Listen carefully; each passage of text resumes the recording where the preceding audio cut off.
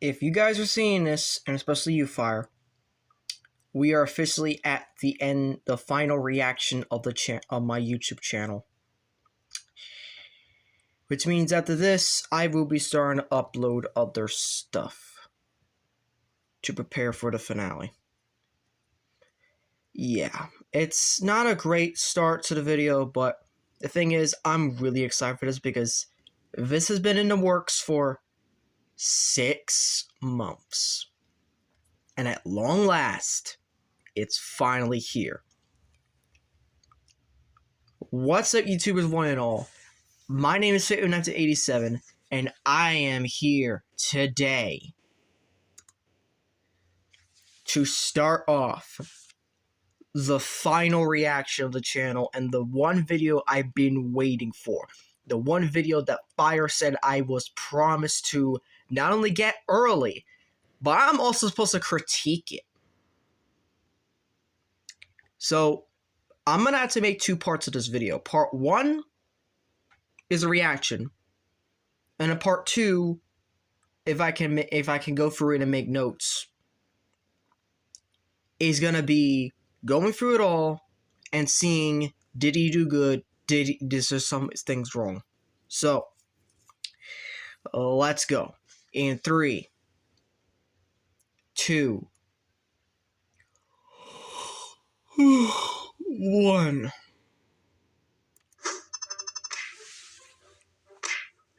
What was that? Hey, Ratchet, what you doing? Bumblebee, I needed that. Oh, calm down there, Ratchet. What's wrong? I'm trying to embody the Optimus Prime sacrifice. Well, wait, What? Because, Bumblebee, without Optimus, we are nothing. Less than nothing. Radical, dude. And nicely! Shows up. We need to be ready. Whoa, relax, Ratchet. What are the chances that something like that even happens? Oh, what is so crazy? Never before heard of Unicron cult to show up to try and free him. We'll need Optimus' help to fight them back. But Ratchet, Optimus sacrificed himself because he believed in us. With the Prime's gone, it's up to Oh my us god! to protect Cybertron like he wanted. I mean, wasn't that the point of the last movie? Yeah. So what is Smokescreen doing? It's busy enslaving all Viacons. What the fuck? Wait, do we want? We have no choice, Bumblebee. We need area advantage. This seems very underhanded, Ratchet. Maybe you should think it over. No, screw you, Bumblebee. I am doing it anyways. Fine, weirdo. Go get your boyfriend back. Yay! Transformers. Transformers is a franchise that has been ongoing for Ooh. years. And in that amount of time, we have plenty of fan-made works like the Rise of Unicron project, very impressive games like Transformers Crossfire, movies like the Cybertron Falls trilogy, comics, novels, stop motion, cringy Wattpad fanfic. Oh my god! And much, much more. And today we're taking Oh my god, he actually took a stab at that. Continuity. Galvatron's Revenge. Yes, we're going there. A very infamous fan film that a lot of people compare it to the likes of Spider-Man Lotus, the racist Spider-Man movie. Yeah, that's not a good thing. Oh I mean, no. plenty of videos criticizing the movie, criticizing the creator, and before we go on, I do want to say that I'm going to be calmly criticizing the movie and not just bashing on it. Because while there is plenty of bad, and trust me, there is so much wrong with this. Oh my god. To serve as a case study where I explain to you what went wrong and how not to make the same mistakes. Because after analyzing this film frame by frame, trust me folks, I have the receipts right here. And I uncovered that this goes way deeper than any of us initially thought. Well, that's what I would like to say, but it's just some petty drama, like reactivate all over again. Oh my god. The movie does quite a few cardinal sins in terms of animation, and I'll be explaining the things it does wrong so you won't make the same mistakes. Think of this as my ultimate guide to making a fan film, so that you, who may or may not be working on a fan film, can make the best movie, series, Roblox game, weird Tumblr fanfic. Hey, I'm not judging. So I'll be analyzing the film and going over the good, the bad, and the so cringe I can't believe they actually added this parts of this movie. Oh god. What a wonderful way to start my morning. So sit Oh back, my relax, and enjoy this video where I critique Transformers Prime Galvatron's Revenge. So without further ado, let's jump right into it.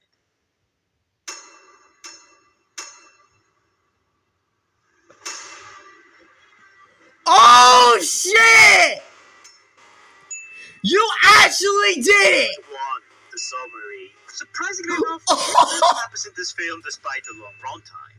This film is only 17 minutes shorter than Spider-Man Lotus. But unlike Spider-Man Lotus, which wastes most of our time with poor establishing shots that don't accomplish anything, Galvatron's Revenge is a... They actually used the Rise of the Dark Sparks thing. Roughly a few days/weeks after the events of the Predacons Rising movie. We start with Harbor/Rodimus and Springer. They fight the Combaticons in some abandoned refinery, and then... blew up the pyramids! I know that! The Combaticons make it out unscathed. Onslaught orders his men to hunt them all down, but just as they're leaving, a hand emerges from the ground, and the Destructicons... That's a very dumb name. The Destructicons crawl out and give us exposition heavy C. They're all very confused and don't exactly know what's going on. They all suffer from dementia, minus Galvatron, who remembers everything and refers to themselves as the Anti-Prime. Did you just try to use the Elden Ring music? Ready to be the antithesis of the 13 Primes, and just as he was about to finish their creation, the Primes basically jumped him and took him out before he could finish. Galvatron then asserts dominance by hurting the only female, causing theaters to... Bruh! The new objective is to find the Allspark container in... Misogyny must... So they all transform much. towards Cybertron. Over there, we find out that Ratchet's working on a way to try and bring his boyfriend back. The others soon join in, and it's mostly in casually says that they finished reprogramming all the drones. Which kind of makes it sound like the Autobots just enslaved all Beacons, which comes out as so wrong. Aside from that, it seems like it's business as usual for the Autobots. We get a lot of PS chase through space as the Combaticons are still in pursuit. And it's actually pretty good. Eventually, both groups shoot each other down and they land on Earth. Huh. That's just lazy writing. Cass Fowler picks up on this and then sends military to intercept. He finds Rodimus and Springer. Bro, what is... Murder and mayhem. After making contact with Cybertron, what is arrives this? and both teams catch up on the situation. So the new guys scan new vehicles and then they roll out together to stop the Combaticons. And they are way too late and all the humans have been murdered. Good job, guys. Bruh. Meanwhile, the Terracons show up on Cybertron. Really feels like Justice League. Galvatron then proposes an ultimatum. Hand over Unicron Spark and be spared, but the Autobots refuse. So they engage in a violently long and drawn-out fight scene. There are some good moments even there, and some characters get the spotlight. But then we get moments like... Surprisingly, that's not even the worst of it. No one dies, no one feels like they're in danger, and the Destructicons don't even kill anyone for some reason. Well, aside from... Whoa, Steve! Hold up, we still have Gary. He might... Gary, no! Yeah, this fight sucks. The Autobots have a jump shot and they just leave the Spark, which they do, and then they leave towards Earth. And speaking of which, we then come back to our other Autobots. Harbor is aggressively hitting on RC and she doesn't like it, and so is Onslaught. Such wonderful curves wasted on an Autobot. The fight then drags on for quite a while until the Combaticons finally combine. This is so mental. What the fuck? Complicating things and making this a three-way fight between the factions. But Terminus brings reinforcements and they all team up to fight the Terracons, minus Verticus. They all start fighting the Terracons and this fight drags and drags, and oh my god, this whole sequence just drags so much. Oh Is shit. that the Damocles? Actually a pretty cool reference. But that's as far as my compliments go. We start in this area, we go in circles, and end at the same place we started. Anyways, back on Cybertron, we see that Ratchet finally found a way to bring his boyfriend back. Orbital races. No. And then he decides that No. this situation calls for a deal with Megatron.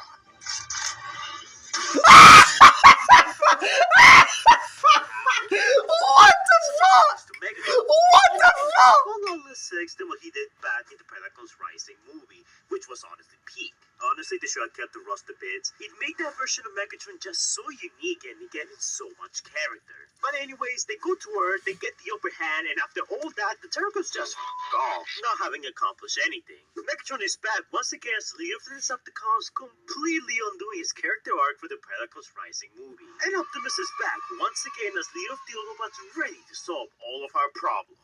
We do get this little Megatron reaction at seeing Autobot knock on anything that's kind of cool. But overall, no one really achieved anything. The status quo has been reset, and we're gonna post-credit scene of Shockwave and panicking for Dinobots Unleashed. And yes, before you ask, we're getting a sequel. I'll see you all in 2032 for my eventual review of it. Part 2, Concept and Faithfulness. Oh my god. Galvatron's Revenge suffers from various issues, but there's some things we can learn from it. First off, I want to talk about continuity and how this affects the production of a fan project. There's 2 things you should keep in mind when making your project. Do you A, continue on from where the continuity last left off, or B, make something wholly original with some influence on already established continuities, like TF Atlas, Galvatron Falls, or TF Elite? Projects like that take visual aspects of certain continuities and remix them to make something brand new and original out of it. This approach gives you a little creative wiggle room. Alternatively, you could also make it based on something pre-existing like Transformers Animated Season 4, Rise of Unicron, or in this case, Galvatron's Revenge. However, keep in mind that one way is not inherently better than the other.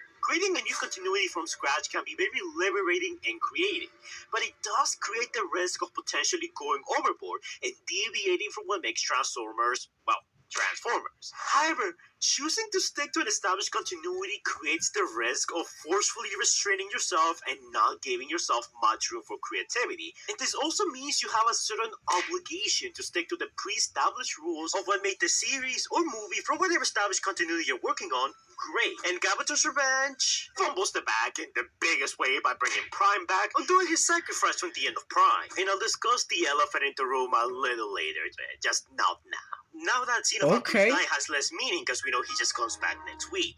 At least Robots in Disguise keep the man. Oh my god, I can't believe I'm complimenting Robots in Disguise. At least Robots in Disguise gave Galvatron a bit of peace, making Optimus Prime's sacrifice a bit more meaningful before bringing him back. This flies on the face of one of the primary themes of Predacons Rising, which was everyone else who wasn't Optimus stepping up to defend the peace they obtained. Bumblebee stepping up as a leader, Magnus and Smokescreen fighting fiercely against Predacons, who were shown to be able to go toe-to-toe with Prime-level opponents, Predaking and company fighting against the literal embodiment of their past, Megatron losing his taste for conquest, even Shockwave, who's a huge control freak, gives the Predacons the choice to help out or not, instead of commanding them or enslaving them like he had before. For once, he gives someone else the freedom to choose. Naga finally becomes That's why I really like Shockwave in Transformers Prime. As master of, okay, well, maybe not that one. What was set up in that movie no longer matters because the status quo has been reset. It's like most of Predacons Rising was pointless. Now when you go watch the movie, it is. The Optimus sacrifice himself, it doesn't matter because he's gonna come back again next week. Another big point of criticism I have seen is that this film doesn't follow the established aligned timeline. Instead, it chooses to disregard it and basically do its own thing. And come on, the aligned continuity wasn't that aligned to begin with. I don't think it's really a bad thing that they decided to ignore the Galvatron games and most of the aligned continuity and just focus on this show, which, like I said before, is not exactly a bad thing. It could be very good, but the creative choices they take are not good. I'm guessing that this means that in this continuity, Harvard and Oswald are just extremely horny. Ironically, what the fuck? The film does justice for its knockout. This is the perfect example of taking what the previous material did and expanding on it, as opposed to just erasing it. Also, I see people complain about the whole eye color thing and what it means. You know, the significance of eye colors has always varied. Typically, blue usually means good guy, red means bad, and I'll be completely honest, I sort of don't get the issue. Transformers 1 did it and it was pretty good there, and I didn't really see that many people complaining about it. Most people seem to be okay with it. And I feel like Noka here, at least his transformation works. It does feel like a natural progression for his character arc. Yeah, but it shouldn't take a fucking week for those eyes to change. Well learned. In my opinion, this feels like a good follow-up to something that was established, while the Prime thing feels like a retcon.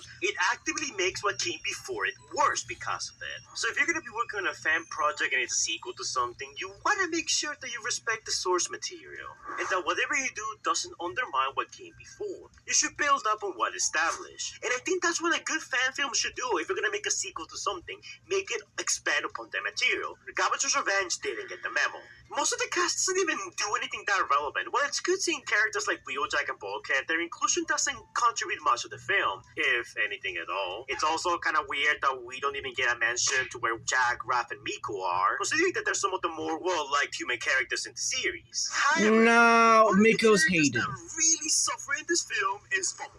Now hold up, I know how that sounds, and I know some of you will say that Optimus was done more daring in this film, considering the type of freak that voiced him in the movie. However, as for Bumblebee, Predacle's Rising basically set him up to be the next leader. Well, I mean, the leader in spirit, you know? In this movie, did all of that by having him be perfectly okay with him being Yamcha, and then having him admit that him and the other Autobots can't keep the peace and can't do anything without Optimus. Spitting on that ending of Predacle's Rising and the last words he ever said to the man. Keep in mind that I don't even like Bumblebee all that much, but seeing him go from this, ready to die trying, just admitting that the Autobots are useless without Optimus, is very disappointing. Even robots in disguise freaking understood the assignment. Yes! I have to say that it's sad. Yes! 3, originality and execution. Now we're making a fan project, and it's out that you're gonna add some new elements that weren't in the lore before. Maybe make something original or even pull stuff from other continuities. I don't hate adding new elements into an established canon, but you want to make sure to be careful when doing so. Just because something sounds good on paper doesn't really mean it's going to translate as well in execution. It mostly depends on how you handle it, but be careful when adding new elements to a specific continuity because you could break or undervalue what came before, and new characters can sometimes come off as a tad bit too Mary Sue-ish. And I'm not going to mention how they're going Optimus a sacrifice. I did that enough already. So instead, let's focus on something else. Let's start with the Destructicons. Conceptually, I like the idea. Keep in mind that the idea of these guys was made years before the word Terrorcon became something more Unicron-oriented, like in the Rise of the Beast movie. However, I don't like how they refer to themselves as the Anti-Primes unironically. It sounds kind of cringe and very fan-fiction-y, like the type of stuff an amateur writer will write about. Probably from DeviantArt or Tumblr, to be honest. Their personalities are I'm having flashbacks. Though I must admit that the personalities are pretty bland for the most part. So I feel like the only one that really stands out is Slipstream, due to her being the obvious fan fatale of the group. The rest are a bit bland, especially Galvatron. Also, I wish he didn't look so much like Megatron. I get it, it is tradition, but there's no connection between these two, and this just ends up looking distracting. They overall accomplish very little in this film, and despite being so powerful, they don't kill anyone that's a named character. They let our main characters go and kill a nameless nobodies. This is very infuriating because they could literally just win the whole movie had they just finished them off. This comes off as very Saturday morning cartoonish since they stop whenever they get close enough to kill anyone that's actually important. Please don't do this in your stories. Also, for a movie called Galvatron's Revenge, there's no little Galvatron revenge gene going on in it, you know? It's kind of like having a movie called Revenge of the Fallen, but the Fallen never once gets his revenge. That would be dumb, right? And before you comment that the movie was referring to Megatron, may I remind you that the Fallen is literally right there. The Combaticons feel... Oh, dang, okay.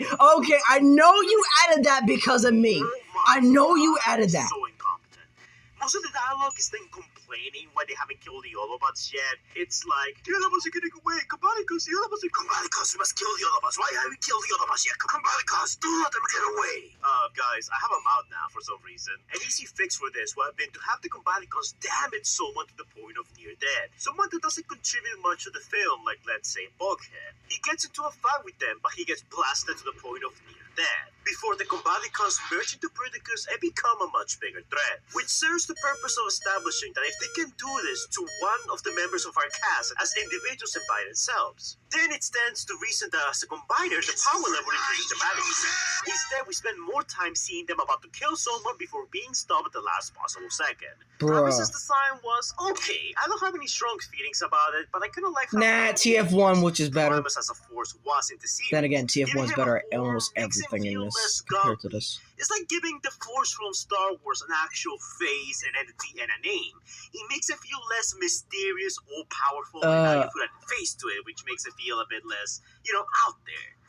Seeing all of our vehicles was pretty cool, until we found out they were enslaved. Hey guys, editing fine here. Okay, so the director reached out to me a while back. I forgot when this was, but he did clarify that it was not his intent to make them be enslaved. But considering that the vehicles are sentient and have sparks, the way it was executed / presented in the film, yeah, you can see where people might be raising a few eyebrows at this. And oh boy, when you put that on top of the already big controversy this film has, it does not look good. Oh, Which no. leads us to part 4. expectations, and production.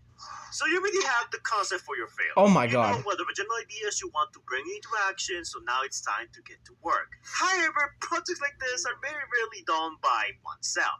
A lot of the time, fan creators need a team of individuals to help them produce. Hey! And now we get to talk about one of the reasons why a lot of people are so uproar about Galvatron's Revenge. When it comes to fan films, there's a certain expectation that they're most likely not going to live up to the original. That's why a lot of people give them a certain degree of leeway. Obviously, we're not going to get ILM level graphics in Rise of Unicron, but the fact that they got this close makes the project really stand out and makes projects like this even more special whenever they show up. Now, the reason why this project has been made with so much scrutiny is because of two things. First, the GoFundMe, which is currently at 13,000 plus donations, with people still actively donating. And secondly, the 10 years it took to make this film. The animations and quality of the film has been criticized by all sides of people, and we will get to that in a second. But time and money set expectations. Despite what I said about fan films being given leniency by people, the fact that this movie took 10 years plus and this much money was given, some by very influential people. No! There's me! He's not living this one down. There's me! Certain expectations. There's me! Holy shit! Out there that don't have as many resources as this one, and they're still able to produce content of similar, if not greater quality. This is the part that people have a problem with. When you get given this much goodwill, and this is the end result, it really makes you wonder. Now, to be fair, the animators did their best. After doing a bit of research on Carlos, he's the creator of the film, by the way. I probably should have said that earlier. It looks like a majority of expenses were used to buy membership subscriptions to softwares, PCs to render, and all that kind of stuff. Now, to give them the benefit of the doubt, I sort of believe it. Considering how expensive good-performing PCs can be, and how notoriously predatory some 3D subscription services can be, I mean, just look at Adobe. I do believe that a lot of the money just got flushed into that, especially if we're talking, for 10 years straight. Also, most of the artists did this voluntarily, by the way. Where I think the primary fault lies is mostly of the team and the leadership. I do believe some of the money was mismanaged. From what I heard, they switched softwares multiple times, which slowed down production. Also, most of the that team is was true. pretty inexperienced. There are and were plenty of talented artists in the project, but not all of them were 3D modelers or animators. From what I've seen, this project was the subject of terrible leadership/planning.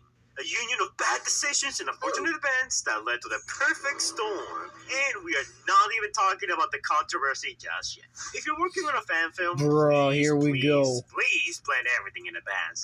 Get people you trust, pay them, decide on whether it's going to That's be like 3D, what software you here's the thing. Be sure that you're capable. David learned this the hard way. David Handler, For money. I'm not saying Rise this is about Unicron, crowdfunding learned this the hard tactics or way. hell. That's what makes a That's why the series movie is so damn delayed. with significantly less support. And I will argue that he does way better work in way shorter amount of time than Galvatron's Revenge took in around 10 years. But at the end of the day, what I'm trying to say, if you're making a series and if people give you money, you have an extra responsibility to make the project as best as it can be. It's one thing if you're doing it for free, it's another thing if you're asking for people's money. It all goes back to what I said earlier. Money and time set expectations. So be very wary of that. Part 5.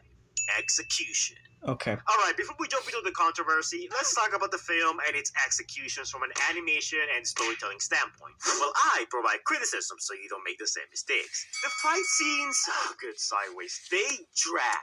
Now, Good I love long, drawn-out fights, but Galvatron's Revenge doesn't always stick the landing with these. Now, there are good moments in the movie. I think their dogfight scenes are pretty good when the FPS doesn't lower.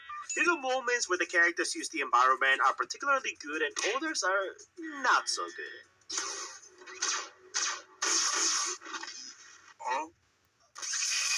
What the? The final fight is the biggest culprit of this. We start What in the this hell? place with our main characters fighting the Combaticons. And we ended here. with no one having achieved anything until Optimus and Megatron shows up. And even then, all that gets accomplished is that the Damocles fires and blocks the entrance to Unicron's body, causing the Terracons to just walk off. Typically, in a fight scene, you want the characters and environments to change, so it doesn't feel like nothing is being accomplished. Look at Dragon Ball Z. We start with Goku versus Frieza, then Goku pulls out a Kaioken, but then that doesn't work, and then it's the Spirit Bomb, so he needs everyone to get involved to buy him time. Then Frieza seemingly dies, he comes back, kills Krillin, Goku goes Super Saiyan, they fight, Frieza panics, destroys the planet, and our final stage is vastly different from where the fight started. There's a clear progression in the environment What around kind of... the What? characters, the people involved, and it all comes together to form, a fight that keeps evolving and it doesn't become boring and stale. Something that the final fight of Galvatron's Revenge doesn't seem to understand. Yeah. It's like, imagine in Dark of the Moon if instead of, our characters moving from the outskirts of Chicago all the way to the pillars, instead most of the movie and most of the fight took place in this one bridge right here. That'd be boring.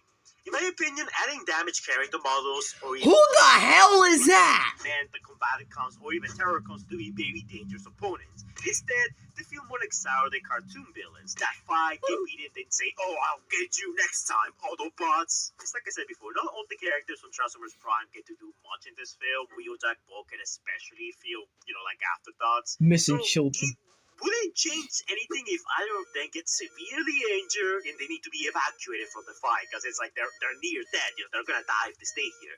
That will put stakes and make these two opposing factions Yes! more like a Yes! Also, the sound design. Terrible, yes? Makes you want to cut your own ears off. Just in the first 3 minutes, the audio changes, and it feels like it's a different intensity, and coming from the right instead of the center. This happens. What the hell? You actually changed the audio? While others sound like they're recording in a closet. I put the blame on the audio mixing, but some scenes just sound off. I guess it's that not all the voice actors had good mics. And look, I'm not one to talk. I'm not exactly the best when it comes to audio mixing. But someone saw the film, heard all the audio mistakes, and the first thing they said was, "Yeah, it sounds great to me. Just put it on YouTube for everyone to see." Yeah, I mean, don't you think that's kind of lazy? You didn't go over it. Yeah. It took 10 years to produce this. You should get it right the first time instead of waiting for the Blu-ray to come out. And yeah, I'll touch more on that in a bit. But speaking of the editing, some scenes are so weirdly cut. Like we're in the middle of a fight, or a character is in the middle of a monologue, only to be cut off and switch to a different scene, and it doesn't feel intentional. I'll make sure you don't come out on top. Time to end this. Yeah. Now, animating is hard. I get that. I'm more of a 2D artist than a 3D one, but I still know enough about 3D to know how hard it can be. This is a Hey, yo, that was something he made? Don't be afraid to speed up. A lot of the animations feel very slow and stiff, like we're trying to say for runtime. Look at these scenes. When I speed them up a bit, don't they look better? Kind of good even? I understand that scenes like this take a long time to make and last so little, but it's going to be worse if you just leave it like that. Be not afraid to speed up. This goes for both 2D and 3D animation, depending on what you're working on. I know working on those in-between frames is very painful and, barely anyone's gonna know this, but trust me, that's an important step and your project will look worse if you don't fix that. Alright, so we're gonna pause right there for this part of the video. We'll be cutting to part 2. He's making a lot of good points. This video is fun, but he's making a lot of good points that I should also think of when I'm writing my AUs. Yeah, there's gonna be some things I have to think about, because I'm planning a rewrite for Earthspark, ironically enough. Like from beginning, middle, and even the end. I do have planned to basically kind of stick to the continuity, the general story that it's told up to this point. But I haven't set anything in full stone for the writing, especially since it still hasn't finished yet. So for the time being, what I'm doing is I've been kind of doing everything here, kind of like just. I basically learned a lot from everything that I've done wrong with other stories in the past few years. And especially since Devin betrayed us and wants to make shit stories, well, here we are. Also, fuck you, Devin. Alright, with that being out of said and out of the way, let's get back to the video. Another big point of criticism is the Transformers Prime scenes. Now, they reuse plenty of stills from Transformers Prime. Now, I don't have much of a problem with this, but I think they should have commissioned artists to make their own stills. They had the money, and there are many talented artists in the community. Hell, I'm sure they could have gotten a few people to make some of those for free, even. This could help the movie feel a tad bit more unique. Also, Yeah. the PNG sequences where they show Bruh, the yeah. yeah, that was bad. I get what they were going for, but this looks so bad and amateurish that all we're missing at this point is the Bandicam water. Oh my god! They're not good moments or redeeming qualities here. It's just that it feels like there is so much consistently problematic things that make people zero out on the bad. Say what you want about the Babers, but when you wanted to, it delivered peak. And those moments are now engraved in the hearts and minds of many people. Yes! Leads us to part 6, the drama. Now, ever since Here we go. I announced my interest in making this video, I was approached by many people from the production, people who quit, even some people who are still working on the production. I'm not gonna say any names because I don't want to get them into trouble with Carlos. And I'll talk more about him. Wait, we're doing a we're doing a multiverse? As to why the movie came out the way it did. From directors to voice actors to animators. And after taking a look at everything, there is a lot of he said, she said type of stuff. I was going to cover it all, but the movie is out. The quality speaks for itself. It's basically a reactivate drama 2.0. And I don't feel like jumping into this rabbit hole. But look, while there might have been a lot of people out there that might have heard the progress of this movie and the final result, keep in mind that if you're working in a fan project, it is your job as a director to operate with an iron fist. Put your foot down and get rid of the people that are not doing their job. Yes! You are responsible for the success or failure of this project. Because at the end of the day, you are the captain of the ship. You are steering the wheel. And look, And you go down with the I ship. know there's people out there who think he's kind of cringe and don't like him for some of the stuff he has said, blocking people in the comment section and stuff like that. Yeah! Legal action against people criticizing him, which, yes, I'll be honest, that is a very cringe thing to do. It's not good. It's going to make you look even worse. But I don't think Carlos is that bad of a guy. I talked to a lot of people from the production. Some of them don't seem to hate Carlos. If anything, they're like, I think he was just misguided, especially with the overload bacon stuff. Stop this guy! But at the end of the day, something you need to understand is that basically Carlos is a boomer that doesn't know how the internet works, so a lot of the stuff that might seem taboo to us is something that he just doesn't get. So I can give him a bit of leeway when it comes to that. Now, don't get me wrong, by no means am I condoning or approving to some of the stuff Carlos has done and said, but I'm just saying this. Bruh, I still hate that comment to this the type day. of guy that Carlos is. Most of the people I talk to seem to agree that he's a nice guy that made quite a few mistakes. At least that's the vibe I got from most of the people that were proud of the production and approached to me. Yeah, they said like, yeah, he might be a bit of an awful captain, but he's not exactly a bad guy. Like, he's not malicious. And I honestly believe that. I believe that. Which is also the reason why I'm saying that he is responsible for the failures and successes of this movie. He's the captain. He should have known who to get rid of, who to keep on the team, who to hire. I get that he's no like Hollywood director or someone that's like knowledgeable when it comes to making a movie. Genius. But if you're gonna be working Yeah. on a movie and a fan project that uses people's money, I expect a certain degree of competency. Yes. That goes for everyone. Okay, now, I beat around the bush long enough. Let's talk about why people talk about this film in the same vein as Spider-Man Lotus. 2 words. Orbital racist. A while ago, a lot of people brought up Orbital's scummy behavior into question. How racist and unhinged this dude is. People who brought this up to What the Carlos, fuck? some people from the production did as well. Instead, he didn't listen and assumed that these were false allegations. Allegedly. At least that's the impression I got from it. I'm not saying that it's the absolute truth. So he just kept him in the project. It wasn't until this image came out where Carlos had enough and basically fired him. Carlos also told me that he got into a call with him, trying to, see if this was true and get a grasp of his beliefs and stuff. The dude just basically doubled down and basically called, black people and a bunch of other racist stuff. Whoa! By the point that Carlos fired him, it was too little, too late. And now, hashtag not my prime is a trending hashtag on Twitter for all of 3 hours. Now, to be fair, Carlos did fire him and he renounced Overdole and is planning to replace him for the Blu-ray release. But the thing is that it's too little too late, and now the film's reputation is ruined. Look, you can never know what it's in someone else's heart, especially if they hide behind a screen. I get that. But if many people are telling you this, maybe you should listen or at the very least look into it. It's like I said at the beginning. No one wins by themselves, and the support of others is what's needed. It is your job as a director to do the right thing, to monitor your crew, make sure they're decent people. So yeah, it's Carlos's job to make sure that everyone is behaving, that the people he gets on his side are actually, good people and not just racist assholes. Stop it. Get some help. Sadly, it took Carlos a while to figure out that Over the Beacon was not good.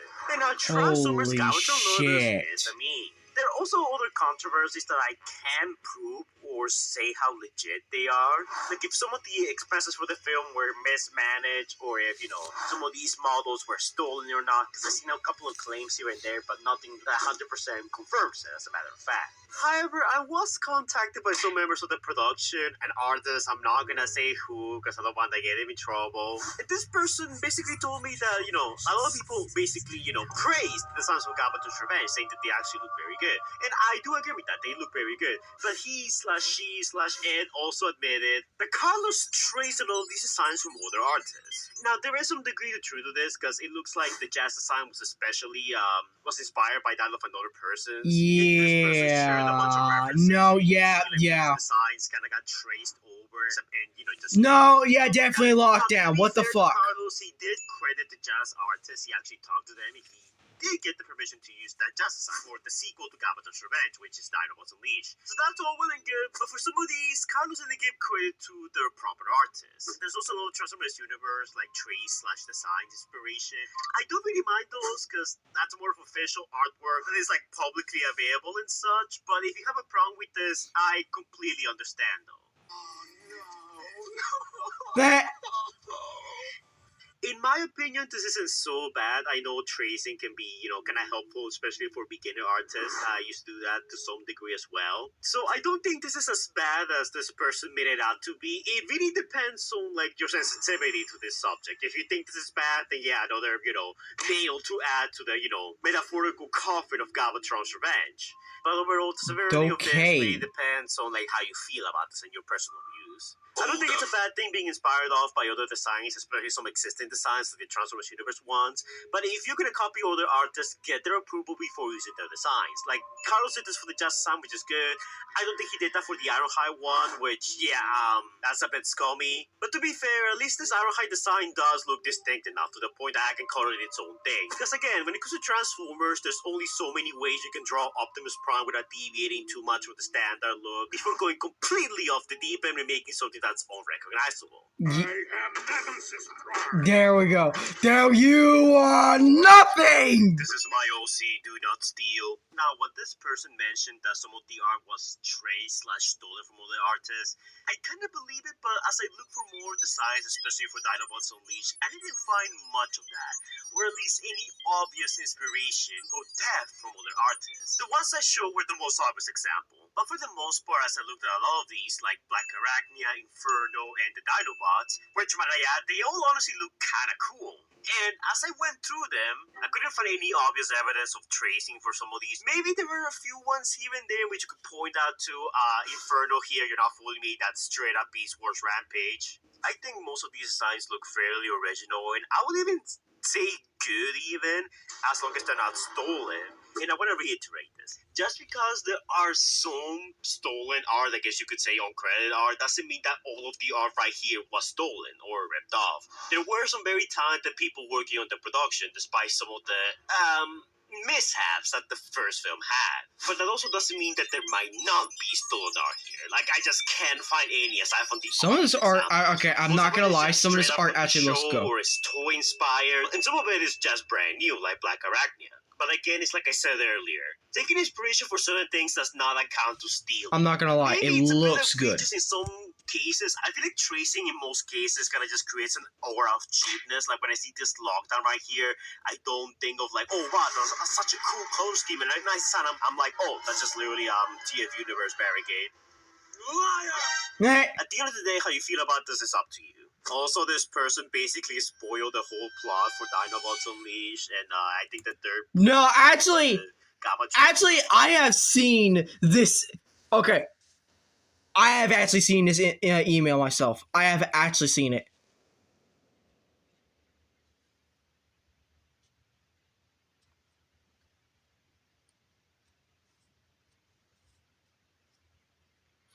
No, yeah.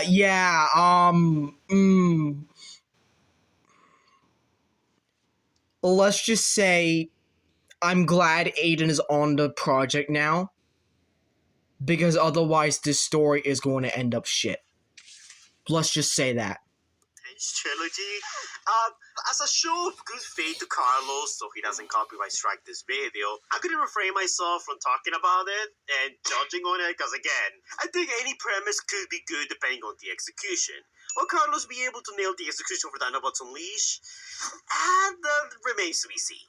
I don't have much faith. She said type of stuff that honestly I don't really want to bother it. This video is already long enough. There's also the infamous line of Such wonderful curves wasted on Autobot. Solemnly swear to tap that at the earliest opportunity.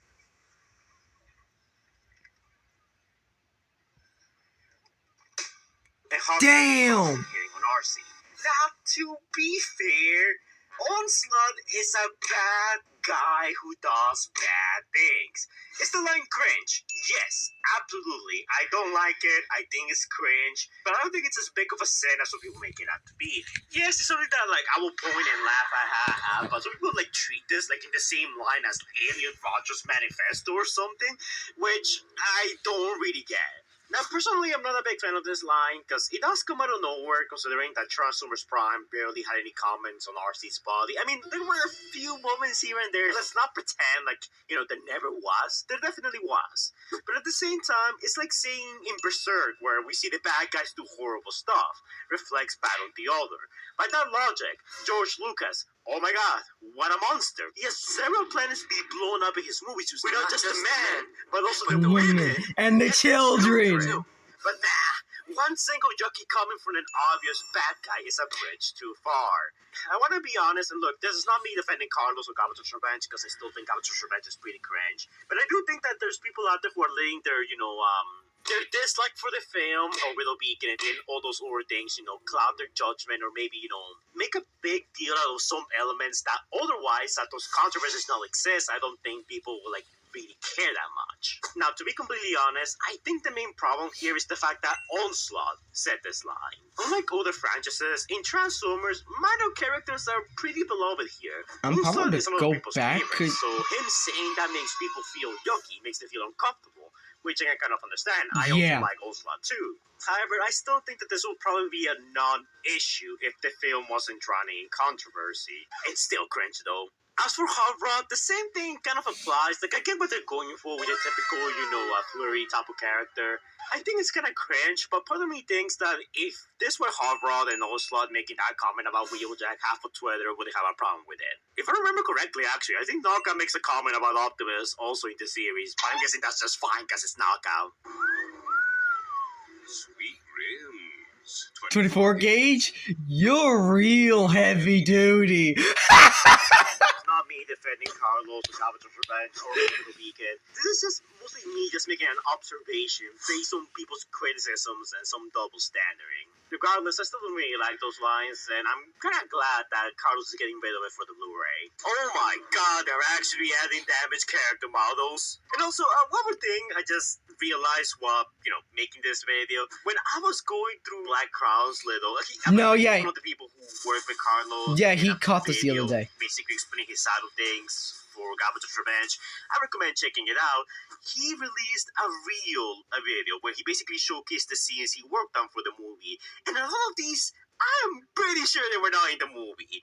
I have to kindly ask, what the were you thinking? What made you think that adding the little sliding images of Unicron and all the, filler stuff and the Bandicam watermark, sliding animations would be so much better than have some of this stuff in the film? Look, you even see the shortcuts being made in this scene.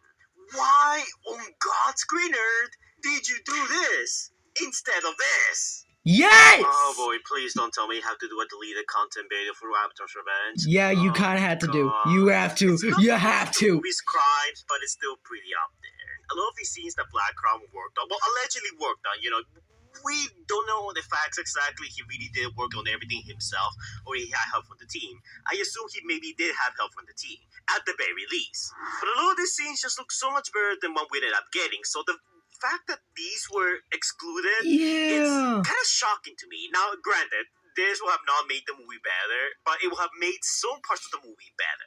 And like I mentioned earlier, the main problem with Galvatron's Revenge is that there's all these little things that come together to create this big mess, and it makes the overall experience worse for it. Now, look, I don't know if these are going to be added on the Blu-ray Excuse or me. not. Carlos did say that he's working on some new scenes for the Blu-ray, some never before seen scenes. One of my subscribers, Faith Liv, who has some colorful opinions about the movie. There is nothing you can do to Galvatron. Try. Shut the fuck up! He's getting sent the Blu-ray because he donated to the movie. So when he does receive it, he's gonna share that with me, and I'm gonna be reviewing the Blu-ray release. I might do a follow-up to this video, being like, oh, how's Galvatron's Revenge Definitive Edition stack up to the racist cut? If I see that there's enough support for this video and there's enough people interested. But alas, Galvatron's Revenge hit rock bottom so unbelievably hard that you can only go up from here. But I think I talked about the controversy enough. So let's move on to something more positive, shall we? Part 7, apologies and how to do them. So, You got make- detention. You screwed up. What you did was wrong. The question is, how are you going to make things right? Okay, so what do you do if you find yourself in a similar situation? Well, first off, you fire any races and get someone else for stars. Sure, this will hurt your production, but you will also generate tons of goodwill that I'm sure more people will want to support you. But the most important thing is to apologize if you did something. But let's say you did something else. Maybe you said something you didn't really mean it to, or you took things too far, or maybe someone gave you criticism, you took offense to that, so you give them a very long, angry rant as to why they should go die in Minecraft.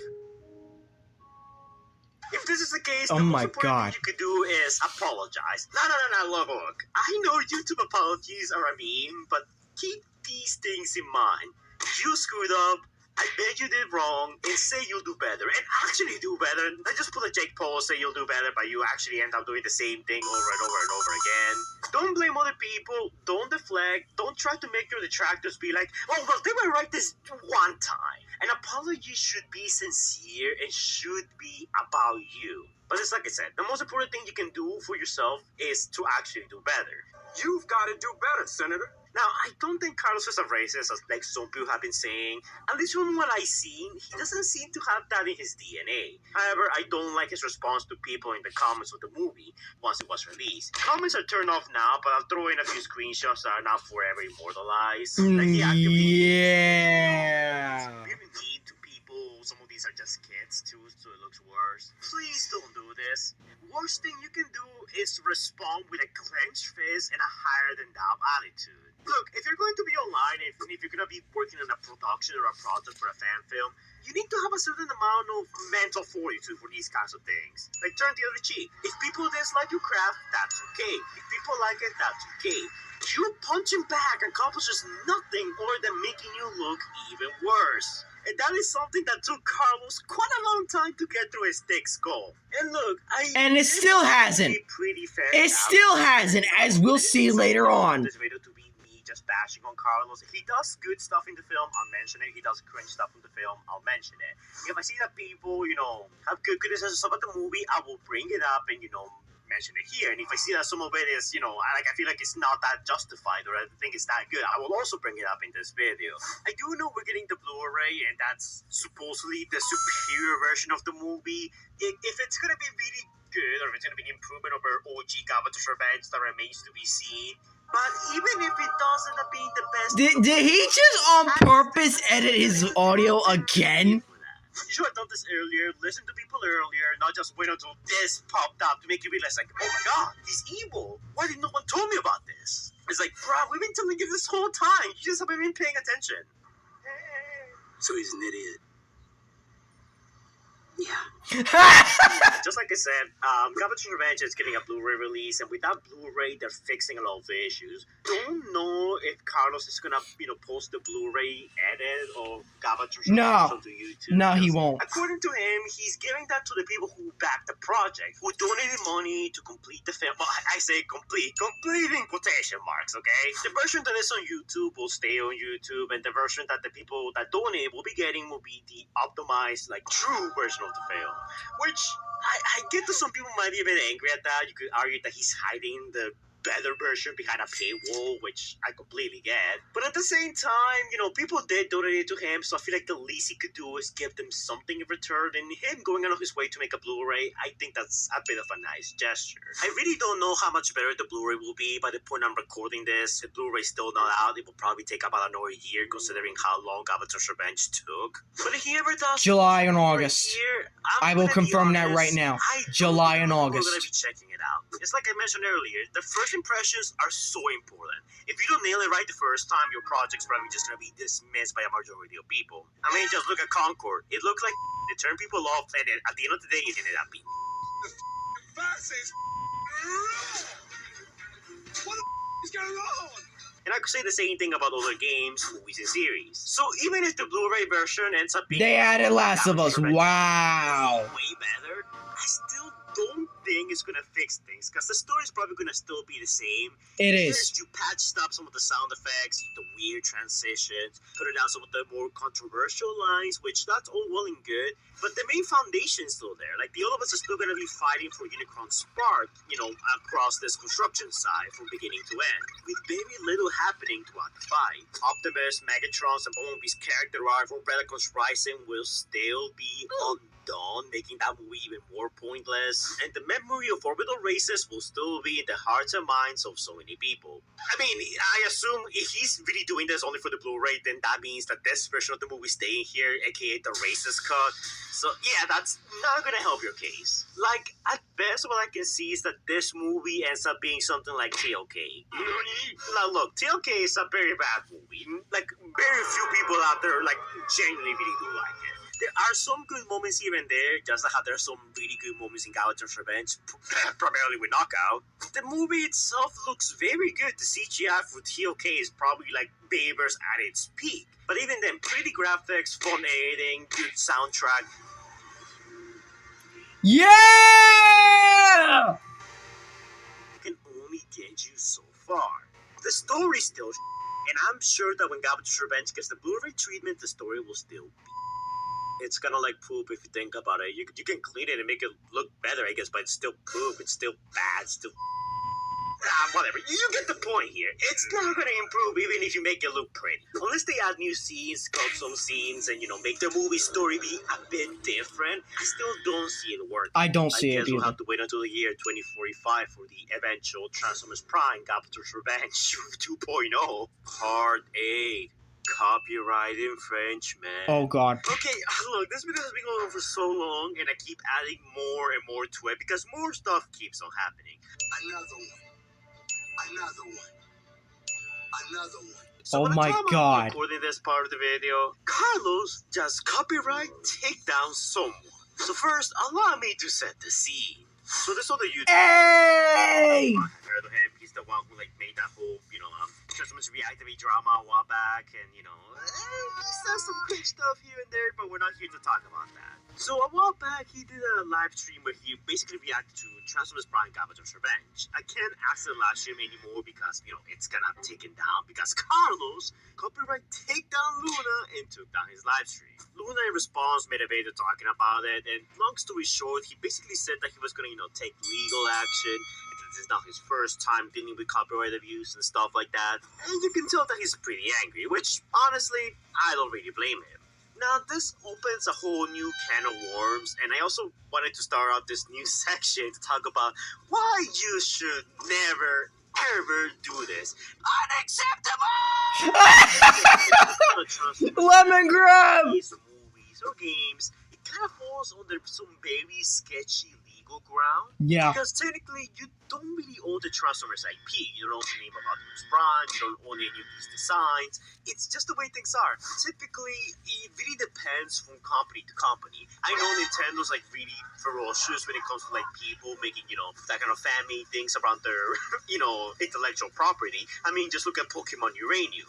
A great game that was unfortunately taken down by Nintendo's lawyers. And now the same thing kind of applies to, any fan projects out there, because you don't exactly own that copyright. You don't exactly own anything. Hasbro is usually pretty lenient when it comes to that stuff. Like, they don't exactly care or do much if someone decides to do a fan-made project, as long as this is actually fan-made. It doesn't seem like they seem to care. There's plenty of fan-made games on Roblox. There's, like, of course, fan-made movies, stop motions, which they don't seem to care about. When it comes to stop motions, it looks like, they let those slide. However, there has been cases in which Hasbro sometimes puts its foot down. When it comes to stuff like, making, like, knockoff third-party toys, yeah, look, at that point I can kind of understand, the kind of, copying what Hasbro does and selling it at a cheaper price. I know some people actually gonna like those because, they're cheaper, but to be fair, I can kind of understand it Hasbro to take those down. When it comes to copyright infringement, there are several layers. It's not down to a science, but I did find some things that you might want to avoid when making your own fan project. So first of all, don't monetize them. If you're making a series or a movie and you're posting it on YouTube, do not monetize that, because I feel like that's a really very sketchy legal ground that has when best case scenario, they will copyright claim that and all the ad revenue will go to them. Worst case scenario, they take down the whole thing and they give you a cease and desist order and you're not allowed to post that anymore, or they send the lawyers after you. So those two outcomes are not very ideal. And look, I guess I have to talk about the elephant in the room, which is Transformers Crossfire, a great game that unfortunately got taken down not too long ago. Now, we don't exactly know why it got taken down. We do know that Hasbro personally reached out to Roblox to ask them to take that game down. And there's a bunch of theories as to why it happened. Some people said that the designs probably look too much like the ones from the movie. They were like ridiculously one-to-one. And Hasbro didn't like that, and they feel intimidated by a bunch of Roblox developers, so they took that down. Now, there are a couple of theories about this, and the reason why I think it got taken down is probably because of the microtransactions. Because just was Crossfire, Indiana Jones to, buy all the characters and stuff like that. And I think that is the main reason why that game got taken down, because of the monetization about it. Because all the games, and that is why I'm not playing Roblox for a long time. Transformers Legends 2 and even Transformers Shutdown, I don't think there's any way to actually, buy stuff through microtransactions. I think you just unlock stuff by playing. So in that regard, I think it's perfectly fine. If you're making a game, make it free, if you're gonna use the Transformers, trademark and stuff like that, that's the best way to handle it. Let's finish strong.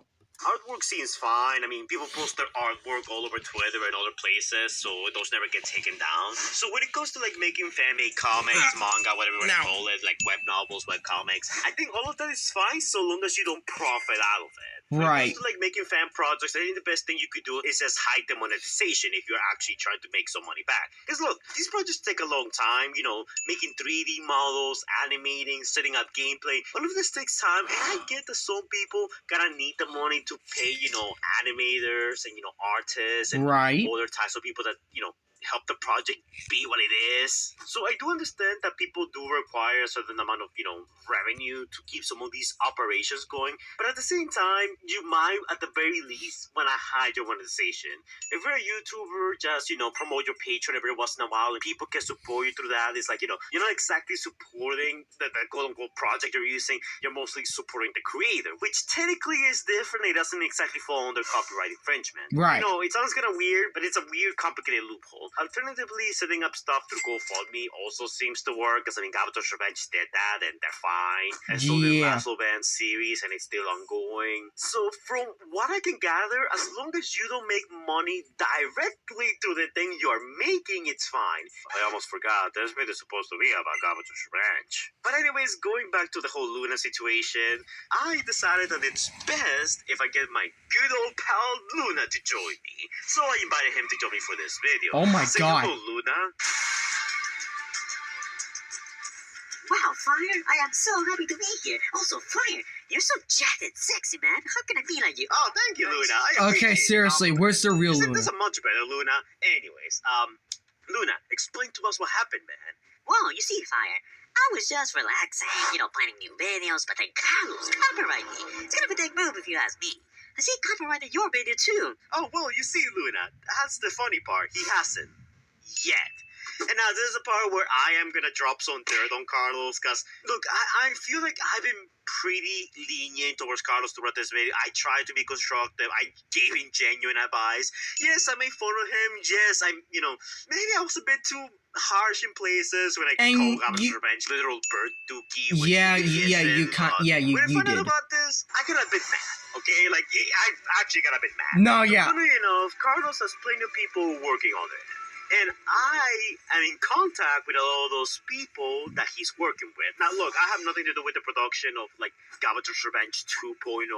I know the people that are working with him because they contact me, they reach out to me, they're like, yo, fire, I'm working for Galvatron's Revenge. Here's the scoop. And I'm like, man, I literally don't care. But the people told me anyways. After Luna's video got taken down, an anonymous source reached out to me and explained to me that Carlos personally took down DPC Luna's video. He did it, he went out of his way to take it down. Even though he doesn't own Transformers, yes, he did Galvatron's Revenge. And I guess you could probably argue that technically he should have some say on, like, the usage of that footage. But then again, he doesn't own it, and I feel like that's very, very sketchy legal ground. That's definitely gonna get some negative attention towards him.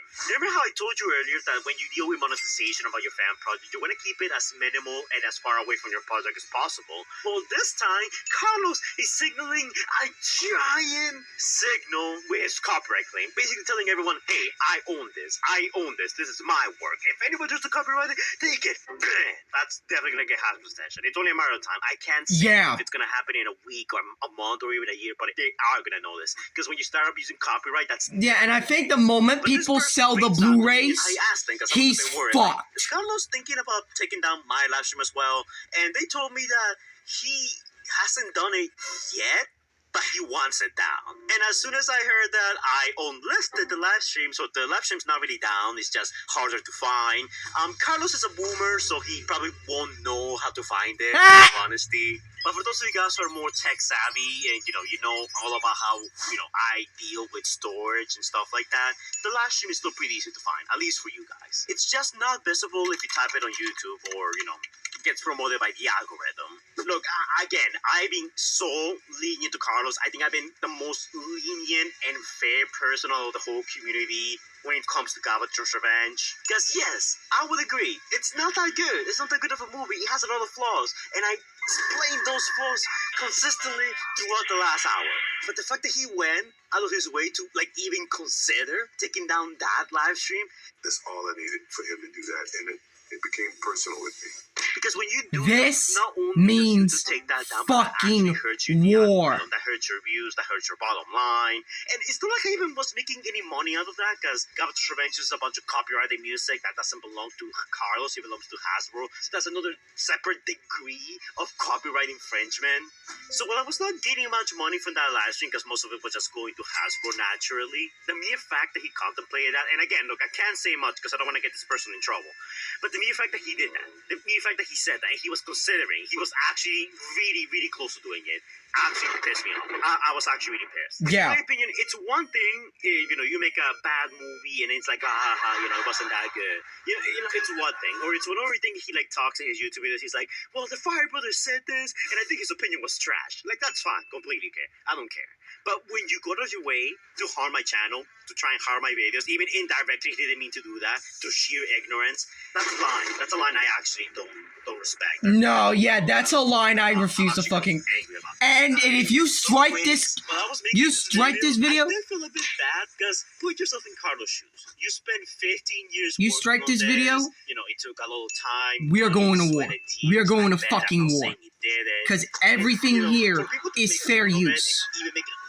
You strike this video, we are going to fucking war. Yes, it sucks. I don't want to be in Carlos' position. In a way, I sympathize with him. And like I said at the beginning, I don't think he's a bad guy. I think he's just very ignorant. But after he did that, all the feelings of like, maybe I shouldn't be uploading this immediately went away. I don't have any sympathy, and I no longer feel sorry I'm uploading this. However, just because It is my nature. I'm gonna play devil's advocate and give Carlos a bit of a chance. To be fair to Carlos, and I don't think he deserves it at this point, but he only took down Luna's live stream, and I think the reason why he took it down is because he literally live streamed himself reacting to the whole movie, and I think that is the reason why, because he was literally live streaming his whole thing. Now, look, for my live stream, I did the same thing, but I will pause on occasions. Sometimes I will speed up the footage or like edit some of it to like give some examples as to how you could fix some parts here and there. And I pause the movie consistently. It's not like I show the full movie from beginning to end, you know, non-stop. I did stop on occasions. I did try to transform the footage as much as possible. And to be honest, from what I'm seeing, I feel like the only reason why Carlos went after Luna and he planned to go after me as well is because, you know, we basically streamed the whole movie in our reaction to it. Which you guys might say that there's nothing wrong with it, but I can kind of see Carlos's logic. It's like, I made this, and now these guys are showing it. No, yeah, but they're making money out of it. there's like You know, he probably a saw few it other because things. there's a bunch of older like Galvatron's Revenge videos / critiques out there, and those have not been taken down. So that's why I believe that the only reason Carlos did this is because we literally show the whole movie. Which to some degree I can kind of understand because in Luna's But case, you they did say. maybe Actually, but, like, I think he might bring this up. I think he might bring it up. I know this is supposed to be the Galvatron's Revenge critique and not supposed to be really much about me, but for some of my live streams, I react to Transformers fan projects, Darkness Within, Galvatron's Revenge, Transformers Prime Legacy, and a bunch of others. I remember that when I reacted to TFI Creations, you know, Transformers Finest Hour, and then, you know, the Rollout Saga, a bunch of people in his server, and look, this is nothing against TFI, I don't know if he hates me or not, I think we're cool. I think, look, I don't talk to him on speed dial or go out with him on dates, so I don't know. There's a bunch of people in this community I just don't talk to, not because I don't like them, just because, I mean, we never have. I like to believe that in, you know, TFI Creations is Transformers YouTuber tier list. I mean the neutral tier. Like, he doesn't feel too strongly any one way or the other. But a bunch of people on his server kind of, you know, got mad at me. Well, not really mad at me. More like a bit annoyed, I guess is the best way to say it. Because when I react to his live streams, and this is something I do for all live streams, I tend to pause, sometimes, you know, hyperfixate on some events, or even give criticism if I see that there's something that's not that particularly well made and stuff like that. And I'm not saying I trash TFI Creations or like NPC Con series. No, there's a few times where we joked around and stuff. But for the most part, I do that because I try to do transformative content. Because I saw that meme. I saw that. People just, you know, play a video and we just see their reactions and stuff, and they never pause or they don't do stuff like that. It kind of feels like, you know, if I'm gonna show the whole movie, just watch the original video. If you're on this live stream, then I'm allowed to pause. I'm allowed to commentate. Yeah, but that's mainly my style, unfortunately. Because I feel like if I were to play another content creator's, you know, whole craft without stopping, you know, I feel like I'm kind of taking away their content, like stealing it away in a way, and not, you know, doing much transformative content around them. Well, I mean, personally don't like watching that many react videos, but there's a lot of people out there who do and genuinely do like my reactions. And again, this is not me saying I hate TFI Creations as community. Like, I don't mind those comments, but like, I just wanted to explain myself so you can understand like how to handle those things. Also, I have no smooth transition for this, but when I was like live streaming Galvatron's Revenge, Over the Races showed up, and I thought the clip was funny, so I'll just let that play out. 100%. Oh, Unicron. hey, it's my clip. Oh, Fire? Get out. It was in the chat. Damn. Over the Bacon, if you're watching this, racists are banned. Damn. Okay, we don't want you here, you racist. Also, if you guys see Over the Bacon, donate now. Yes. Wait, can someone clip? Oh yeah, actually, I'm gonna clip it just so when I make my video on this. Bro spawned in. She did what? The Nazi tried defending. I'm gonna DM them to you. I'll send them in the group chat. Awesome, there we go. Yeah, Oh shit. they just got deleted. Good job, people. I was genuinely shocked when I saw that. Wait, Over the Bacon, this one's for you. Get rich. Orville Bacon doesn't even like this movie based on Get rich. Oh, that's funny coming from him. Then again, if I was a confirmed I would worked on. Yeah, we just insta-ban him because here the Fire Brothers channel. Yeah, me and we him don't nicely like banned him. racism. Because I am a Stand up, God. I cannot believe. Hey! And And also, I That was my idea as well. That's my contribution to this video. believe in, you know, I actually had a lot more influence on this video than I thought. publicity, but I feel like letting older content creators Oh my like, god, do the their Wii own music. reactions and stuff like that. It's not exactly a bad thing. If anything, it probably helps your standing in the algorithm. How do you think Galvatron's Revenge got that many views to begin with? It's because people kept talking about it, and those videos kind of got some traction to Galvatron's Revenge. Now, you could argue if that's a good thing or a bad thing, but if you're making your own Transformer series or movie or even game, and people react to it, I understand, like, you might want to have some rules, like, hey, you're not allowed to show the full thing, or, like, don't even react to it. Like, I understand that. Yeah, but at the same time, there was proof that he did say you can react to the whole thing. The way to do that, I don't recommend That guy, I don't think he's gonna touch up on it. Everybody, shame them! Browser, I boo what you're doing! When it comes to copyright on YouTube, it's a very touchy subject and people really don't like it when people do that. We call that the nuclear option. You don't just do that because that's bad. You're gonna look like the bad guy no matter what. The only time I ever used the copyright function was when someone literally just re-upload a bunch of my videos and they didn't even, put their own commentary over it. It was a straight up re-upload. At that point, I just used the copyright thingy and took them down. In that event, I thought it was justified because they literally just re-uploaded my videos without permission, without anything. But when it comes to, like, what Carlos did here, I don't know. Like, you could argue that that's probably on the same line to what I did. But I don't know. Like, again, he doesn't really own that footage. Right. Like, the music, he doesn't own that. That's like him telling Hasbro, hey, this is me. This is mine. I'm the captain now. Again, that's very, very bad optics. Because if Luna does decide to fight that, which I think he will, Hasbro might get a word from YouTube, and then they might get invested on maybe taking down Galvatron's Revenge. Because, well, Galvatron's Revenge is not monetized as far as I can tell. Like, the movie itself on YouTube, it's not monetized, so, Hasbro might not have an Yeah, but the moment you put people sell the Blu-rays on Galvatron's eBay, Revenge there's gonna be fucking goes issues. copyright people and, claim that the intellectual property that other YouTubers are using in their videos belongs to Carlos, then that might actually get Hasbro's ire. Again, look, copyright is a very tricky subject. If it comes to monetization, just don't do it. Have it to an external party source, a third party like GoFundMe or even Patreon. If you're doing a game, it's just best not to have it, because then you might run the risk of being taken down like Crossfire, which we still don't know if that's the true reason why that game got taken down. I think it is. I think it is.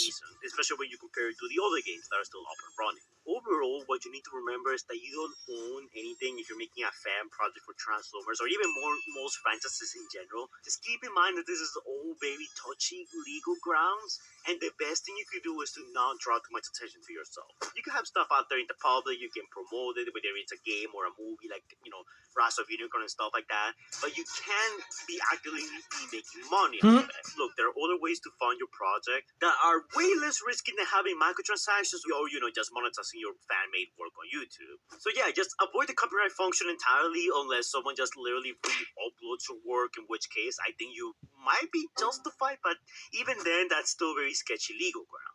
And if you're gonna react or, even, commentate or, like, do a critique like I'm doing about a certain piece of fan project, at least try to be transformative. Like, I try to do that with my streams when I react to all of the fan series I reacted to so Or and there's also ask don't give Carlos an excuse to take you down. Try and be transformative. Ask in advance, can I react to the whole thing? I'm giving Carlos I've been given yes. At least I can tell. And Carlos did say yes previously. I really do want to say that if he takes down this video, that means I'm completely wrong, and I think you're justified in your hate. And someone should probably also contact Hasbro and take him down, just for good measure. Isn't that right, Shadowglass Luna? Yeah, Fire, I totally think so. If he does that, then we are justified to take him down. Thank you for the vote of confidence, Luna. Anyways, you can go away now. Well, I'm going now. I have some sewing to do. Good luck, man. But yeah, exactly what will result from that, I have no idea. We'll just have to wait and see. Oh my god. And for Sideways' sake, please don't make the same mistakes Carlos has done so far. Part 9, Conclusion. Okay, so look, I talked a lot little smack about Galvatron's Revenge in this video. I even defended Carlos in some occasions. I condemn Orbital Bacon because he's racist and a dick. This movie has a lot of emotions going into it. Something that Carlos did was that he basically, banned people from talking about the controversy in his comment section. But the thing is that the controversy is just so ingrained into this movie that it's impossible not to think about it, Like, a lot of the movie's fuck-ups that didn't even happen in the movie itself are, so bizarre and out there and ridiculous that it's kind of impossible to separate what happens in the movie to what happened outside of it. Galvatron's Revenge was a perfect storm of several things going wrong. It's not the worst thing ever. There are some good qualities here, but there's just so much that is bad. And it's not even that it's bad, it's that it's boring. Even if we put the controversy aside, it drags, no one accomplishes anything, aside from Raja who gets his boyfriend back, and it resets the status quo of Transformers Prime. Only difference is that we have a new bad guy, and Prime and Megatron are on more amiable terms. If Prime dies by the end of the trilogy, then it makes things feel even more pointless. And it kind of hurts me to say so many negative things about the film because I and a lot of people just wanted to have a good, fun sequel to Transformers Prime. And I don't think this is it, Chief. Maybe Carlos and the crew with the Blu-ray release will fix all the movie's issues and at least make it somewhat more watchable. But it's more likely than not that they're going to continue with Dinobots Unleashed and try to improve from Galvatron's Revenge shortcomings. And before you ask, look, the sequel to Galvatron's Revenge is going to be Dinobots Unleashed, and Dinobots Unleashed deals with the Predacons and the Dinobots. And they're gonna be the primary villains of the movie, which, I don't know, it's like, it feels kind of random, like, where are we just setting up Galvatron to be like the next big thing? Now it's like, oh, well, now Abominus is here. Admittedly, I do think Abominus' design looks kind of cool. I know some people kind of don't like it because it's a little too Revenge of the Fallen devastated. Yeah. I think it's kind of cool. I think it's fine. At the end of the day, fan films are a work of love by passionate fans. So it does serve me to put someone else's work down, especially when it took them so long to come out. And at the end of the day, that's one of the reasons why I don't really hate Carlos that much. Well, maybe because I put myself in his shoes and I'm like, I just spent 10 years of my life to work on this movie. I'm going to put it on YouTube. I hope it's great. But then this controversy hits and then this bad thing happens and then people see it and they don't like it. Now, granted, that's not me saying that, people are not justified in hating Carlos in the movie. Again, the movie did a lot of things wrong. I already talked about several of its issues, and the controversy was completely avoidable had a certain racist person had been fired earlier on. But part of me can't help but feel a tad bit sympathetic towards Carlos and a lot of the other people that donated money to this film. I know Philip, especially one of my friends, was actually very disappointed and even angry at the fact that he put money into this because he believed in it. A lot of people believed in this, and when they saw it, it's like they were very disappointed. Yeah. This Galvatron never shuts the f*** up. Exactly! I hate this Galvatron! And I thought Age of Extinction Galvatron was Why the you worst bullying me? Galvatron. No, this is. Yes! Yes! And the fans didn't win. The people who donated certainly didn't win. And all that's left is just hurt feelings, anger, sadness. Look, just because I didn't like it doesn't mean you're also for it. I can't. I fucking Makes can't. you a bad person or anything if that's the case. If you can see by the like ratio on YouTube, there's some people out there who actually genuinely did like it because I think some people just saw it as this passion project, people just working on it, and then all of this happened. But I do think that your opinion on this movie is going to be vastly different depending on the type of person you are. If you're someone like me who kind of just didn't pay for the movie, just saw it on YouTube, if you just like, someone just did the fan animation project, it just wasn't that good, it was kind of cringe, there was controversy behind it, really serious allegations, really serious bad people involved, that's about it, that's as far as it goes. But if you donate money to this, then your reaction to this is probably more, hostile, maybe anger, hatred even. Galvatron, shut the fuck up!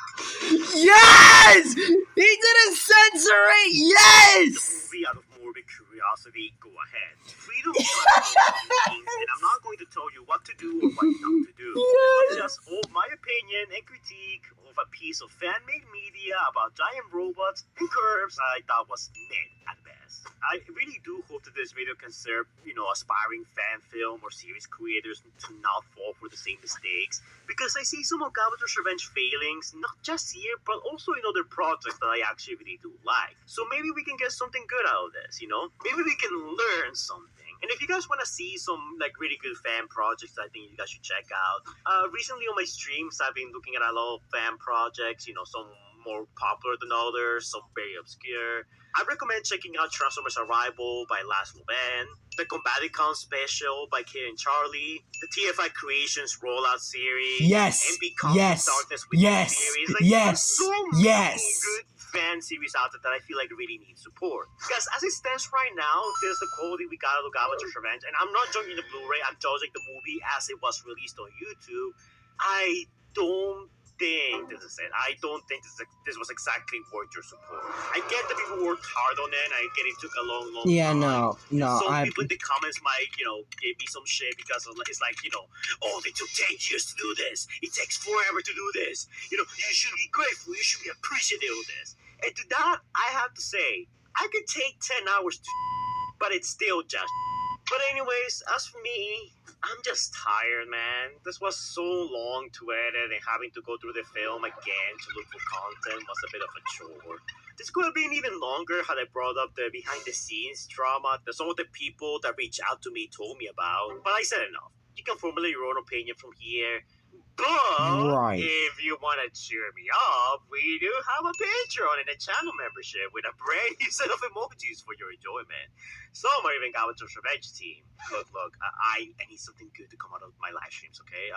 And Galvatron's Revenge was a bit tedious to go through. But yeah, guys, that's it for this video. Yeah, I understand. Let me know in the comments down below your thoughts on Galvatron's Revenge. Do you agree with my criticisms, or do you think I'm being too harsh in some areas, or maybe even too lenient? As always, don't forget to... No, I think basically completely justified. Do the annoying YouTuber stuff the algorithm likes so much. And I will see you guys in the next video. Stay safe, guys. No problem.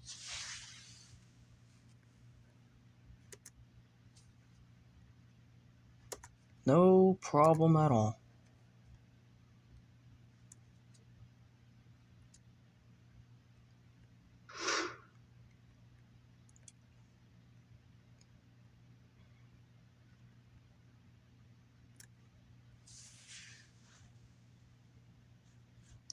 Alright, so